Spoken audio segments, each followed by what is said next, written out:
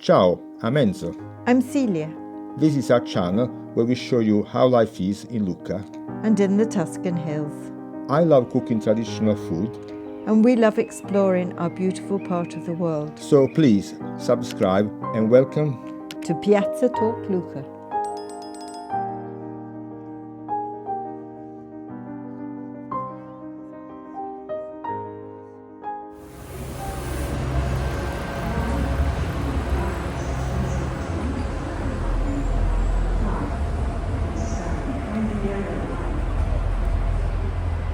Ciao a tutti. Ciao a tutti. Well, we're at Lucca Station and today we're going to do a very superficial one-day trip. So you can only just tickle the surface of Lucca in a day, but we want to give you an idea, if you really only have a day to do Lucca, of the main things to see and how to do it. So we did one a while ago starting from a car park, and this time we're starting from the newly refurbished station, and very chic it is too.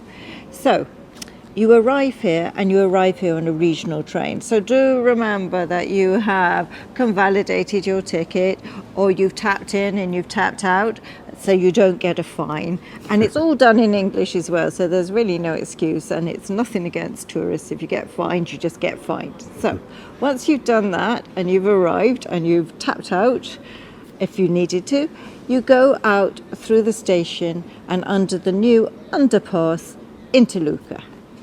So as you come out of the station, the new underpass is on the right, or in front of the right entrance.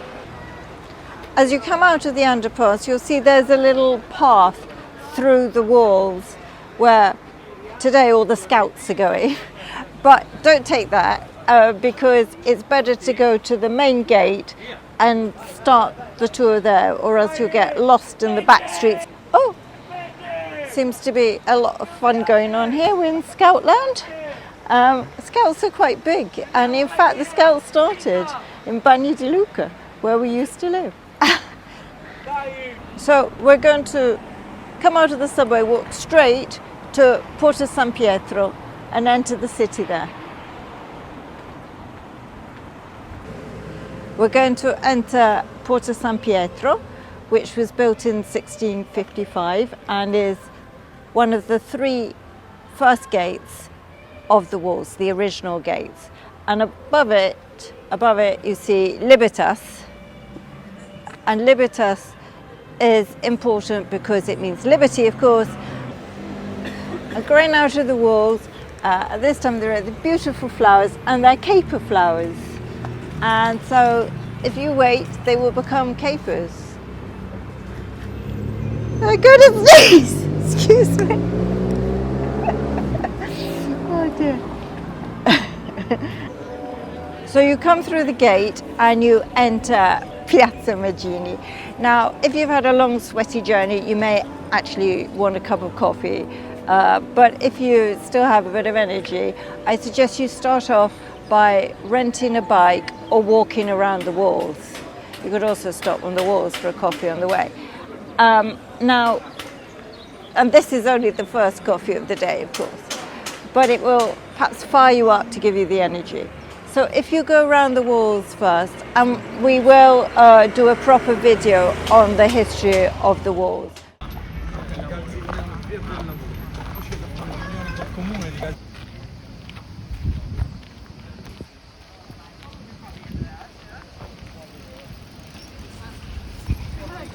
The walls of Lucca evolved from Roman origins in the 2nd century BCE to medieval expansion by the 14th century.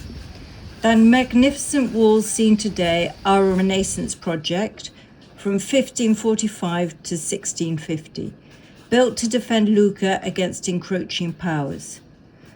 The 4.2 kilometre circuit features 12 bastions. It was never used as defence except from a flood, and in the 19th century, Duchess Maria Luisa transformed them into a public park that we enjoy now. Then when you've come down the ramp, repark your bike, take Via Vittorio Veneto into the city, and you'll pass one of the most antique gelateria of the city. However, I'm not giving gelateria recommendations here because there's so much division, even within our family. Our background noise is against me today. There's a very rare aeroplane above. You cross over Corso Garibaldi, and Corso Garibaldi is really beautiful in spring because it's lined with magnolia trees.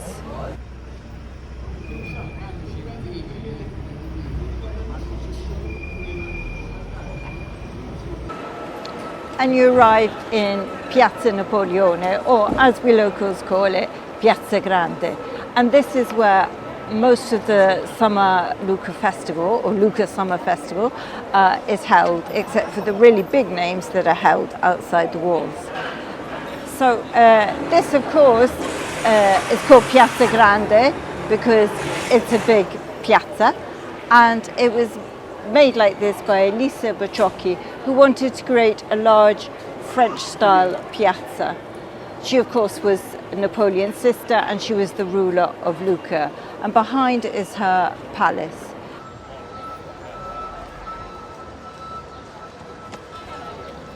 There are also guided tours you might like to visit tourist offices in Lucca.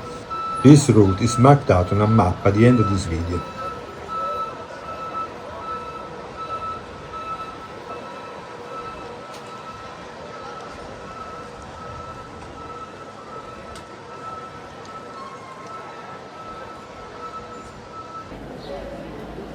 So this piazza has just been refurbished, and they put in these marble seats that some locals feel look more like sarcophagus than benches. But I must say, it's very nice to have places to sit.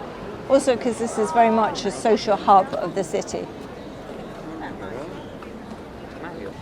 On the side of Piazza Napoleone, we have a Piazza del Giglio, where there is the Teatro del Giglio, which is the theatre of Lucca. It is an old theatre, even the name came after 1817. The old theatre was built probably in 1600 or something like that, and it was rebuilt in 1817 in a kind of neoclassical style. And a lot of great performers, were in this theatre. Puccini, of course, he was born here. But also before 1817, the old theatre was Paganini and also Rossini. And now recently it's been renamed Teatro del Giglio Giacomo Puccini.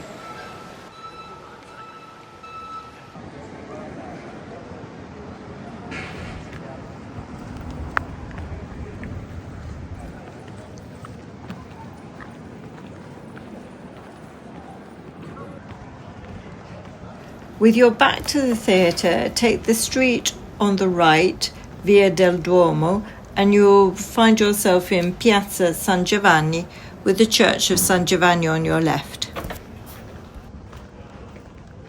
So, may I introduce you to Romeo, who is the cat of the Piazza del Duomo, but he doesn't really like to be touched too much. He's fairly good, but he does get rather bored with all the tourists admiring him.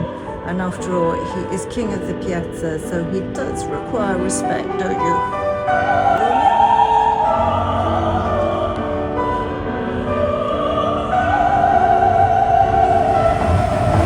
He in fact recently was a very stupid cat and jumped onto a lorry, and he had to be found and brought back to the piazza. So Romeo, please stay with us.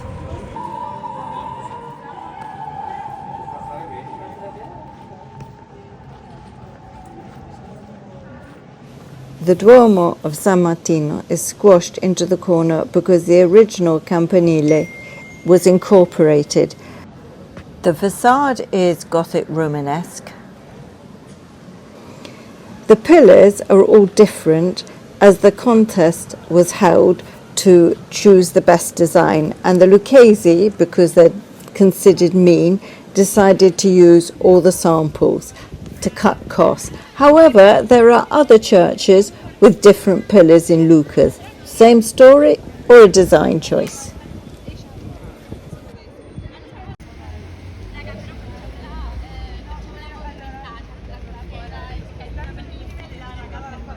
Under the portico, don't forget to look at the beautiful bas-reliefs of the 12 months of the year, showing what the agricultural workers should be doing each month.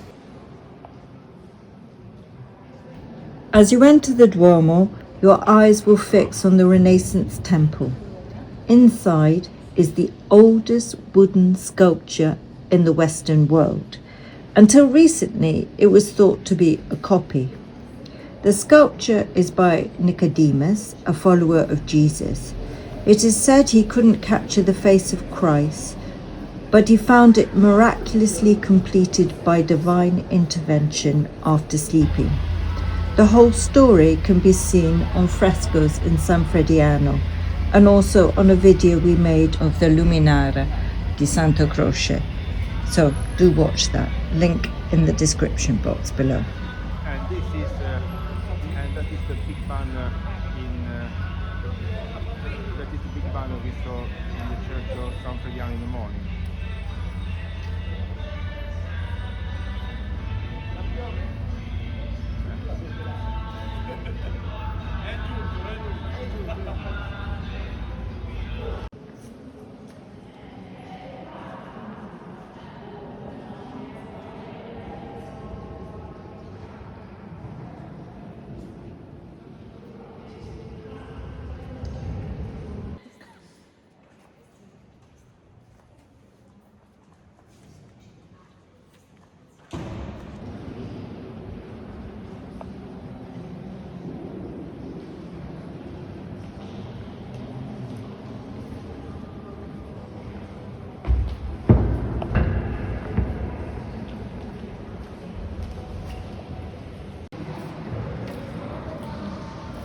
The Last Supper, painted by the Venetian Jacopo Tintoretto in 1590, still hangs in its original position. His father was a Lucchese cloth dyer. The sarcophagus of Ilaria del Carretto, second of the three wives of Paola Guinigi from the Guinigi Tower, who died in childbirth. The effigy of Ilaria is by Jacopo della Quercia, and it has been said that the face is based on the first wife. A dog sits at her feet, a symbol of fidelity, and not her favourite pooch. The labyrinth outside one of the main doors is very similar to the one in Chartres Cathedral. It represents the difficult human spiritual journey.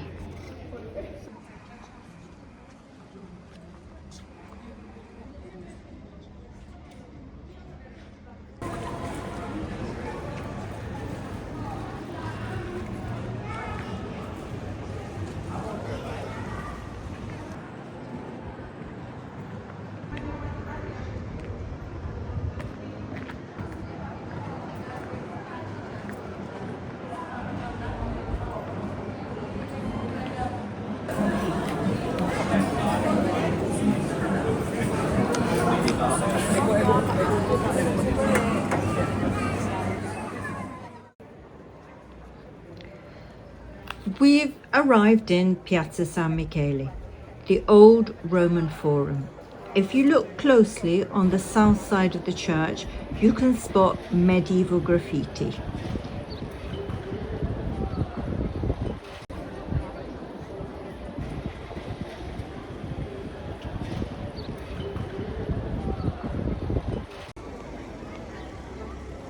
The wonderful facade is Pisan Romanesque Gothic, and it was restored in the 19th century, and they added figures from the Rinascimento, including Garibaldi.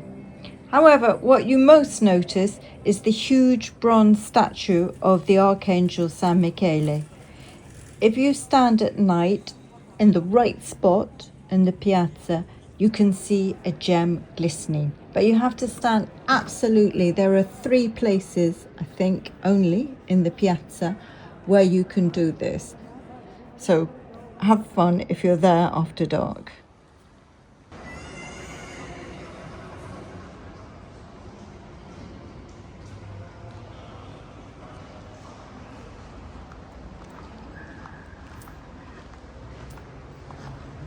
Our favorite corner is the Filippino Lippi. In the well-known Palamagrini, Filippino Lippi in 1483 depicted the saints Roque, Sebastian, Jerome and Helena.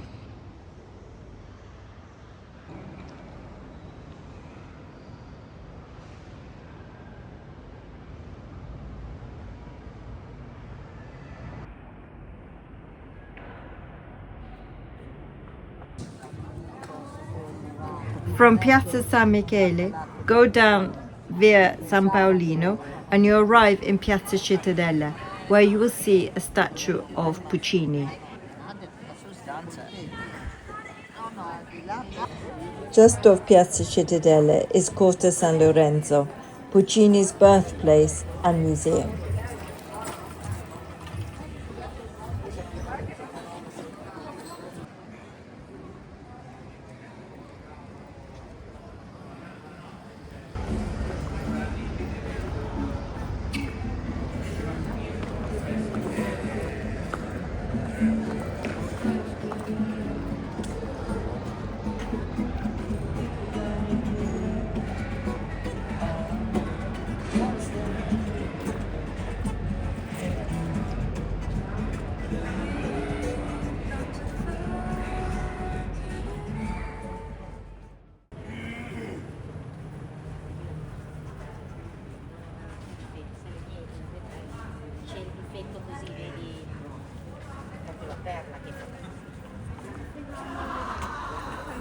There's a little street called the Chiasso Barletti, and until a few years ago was a rather unassuming place, became rather pretty place, but this place is incredibly important in history because something remarkable happened more than 2,000 years ago and happened at the end of this road, probably a few feet below us. In 55 BC, there was the conference of Lucca. Julius Caesar, Pompey and Crassus renewed the triumvirate and divided the old world into three areas of influence. And Caesar went to France.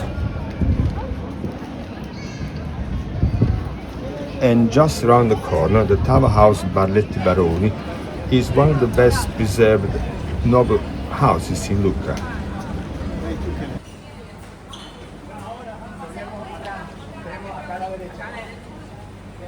The Torre delle Ore, the clock tower in Lucca, is a majestic medieval tower standing approximately 50 meters high, making it the city's tallest, taller than Torre Guinigi, the really famous one with the trees.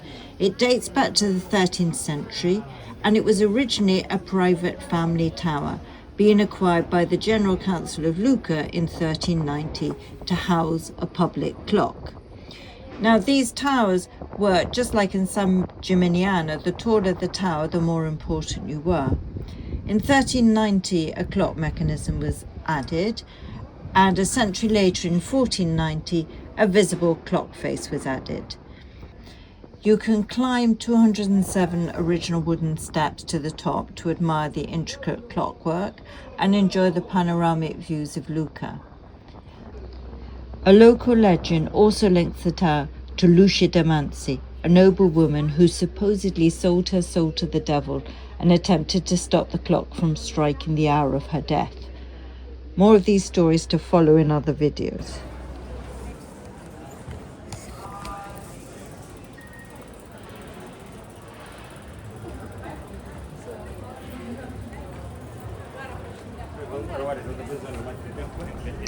You're now in Via Filungo, known as the Decumano Romano because it runs from north to south and is the main shopping street in Lucca.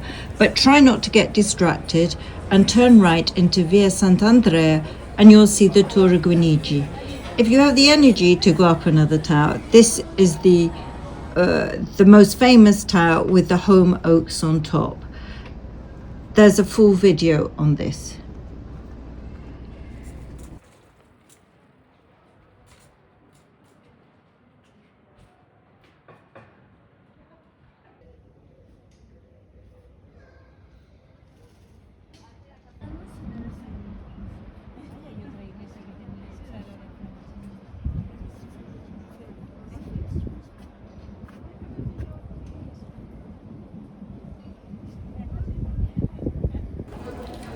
Return to Via Filungo, turn right, but don't get carried away by window shopping. Then turn left into Piazza degli Scarpellini and enter the Roman Amphitheater, which was built to hold up to 10,000 people.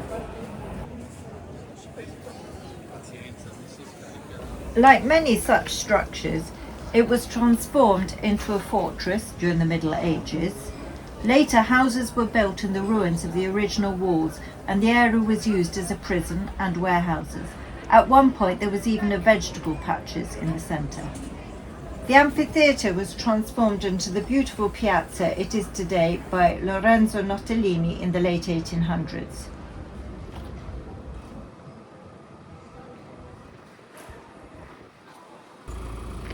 There can't be many places in the world where you can have a house with 2,000-year-old walls.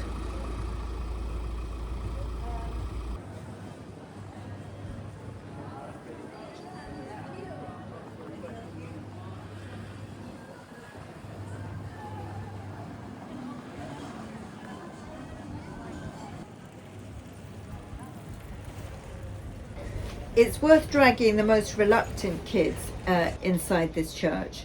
The 12th century font near the main entrance at the beginning of the south aisle is in the form of a fountain, and the marble panels depicts the stories of Moses. I particularly like the one of the Israelites disguised as knights crossing the Red Sea. Can you spot it? On the wall behind is a wonderful Della Robbia terracotta rondo in need of a good wash.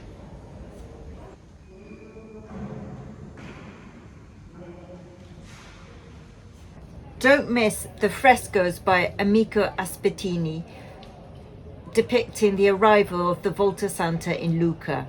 He was the eccentric ambidextrous Bolognese painter who, according to Vasari, hung paint pots from his belt and worked furiously with both hands. Don't miss the mummified tiny body of Santa Zita, who supposedly is missing a toe. Can you see it? The story goes, Santa Zita was a maid for a local noble family who was caught stealing bread from the kitchen to give to the poor. When confronted, she was asked to open her apron, and instead of bread, there were flowers.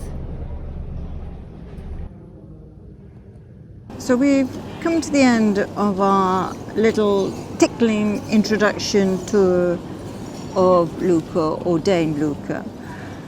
And we've come out of San Frediano, and now if you have time, maybe it's time for an aperitivo. And if you're staying for dinner, this church at night is absolutely stunning. The mosaic catches the light, and you could almost be looking at an original Byzantine mosaic in Venice. And somehow it always lifts my heart and gives me a little magical feeling. If you, so now, a Vespa went past.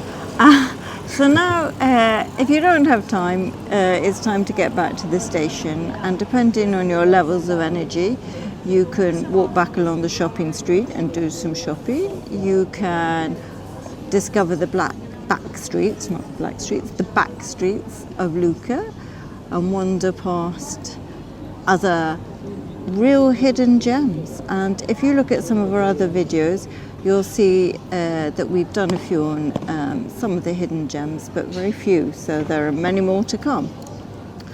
And Lucca is got so many layers to discover, so many things. It maybe doesn't have a Leonardo, it doesn't have a Botticelli, but it has the most incredible medieval art. I had to correct, it's got a Filippino Lippi. It does have Filipino Lippi. It was a Tintoretto in the Cathedral. Yeah, but it doesn't have a Leonardo or a Botticelli. The churches are full of wonderful art. The museum is full of incredible medieval art. So that's just the beginning. So I hope that people come back and discover the true beauty and depth of this city. Look up, look down, look around, and if you can, chat to the locals. Yeah, and have a nice meal, try to find some local food. Which isn't entirely simple in the middle of Lucca these days. But there are still some good restaurants here. Yes. So search them out. Try not to get trapped by the tourist places and enjoy what the city has to offer. I hope you have a wonderful day in Lucca. I hope you'll come back again and discover its true glories and go beyond Lucca, beyond this beautiful city to the beautiful countryside, the little, oops, here we come, a bus, which you can also actually get a bus to the station if your legs won't carry any further. And you can tap on buses as well. Where was I? Around Lucca as well, there were wonderful towns, many of which are accessible by train and bus. So you don't necessarily need a car, and they're really worth going to. And Lucca is wonderful, but so are other places, and other places have amazing art as well. So start here and dig deep, and you'll find wonderful treasures. So thank you for watching. Thank you for joining us in this amazing city, and I hope you enjoy your time. Bye bye. And also look at the links and look at other videos which show you deeper insights into the city than just this very superficial first look. Yes, I'll leave the links in the description box so you can click them and explore the rest of Lucca. So meanwhile, we're off home to have an aperitivo at home, because locals tend to do that. I want the spritz. You want a spritz? Yeah, no, there seems to be a bit of a spritz war going on here. My spritz is spritz. As proper spritz, yes. One sometimes looks at the price and thinks, how much is water? It's too cheap sometimes. I see just now, 3 euros for a spritz seems to me. I think there may be a lot of fizzy water in there. Yes. Anyway, it stops you getting drunk, so it depends what you're after. So, ciao a tutti, and see you soon, I hope. And it's nice to be back on air. Bye-bye.